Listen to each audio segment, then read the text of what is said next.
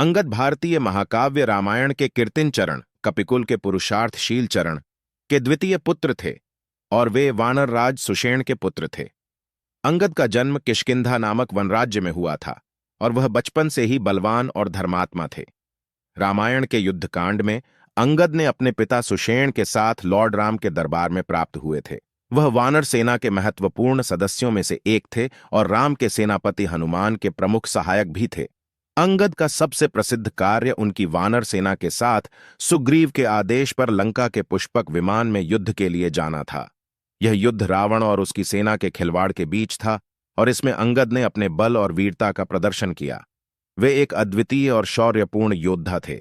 अंगद के युद्ध कौशल और उनके धैर्य के लिए प्रसिद्ध थे, जिसके परिणाम स्वरूप उन्होंने लंका के युद्ध भूमि में अशोक वाटिका में अपने पैरों के पास राम के पर्वण महादंड को पाया।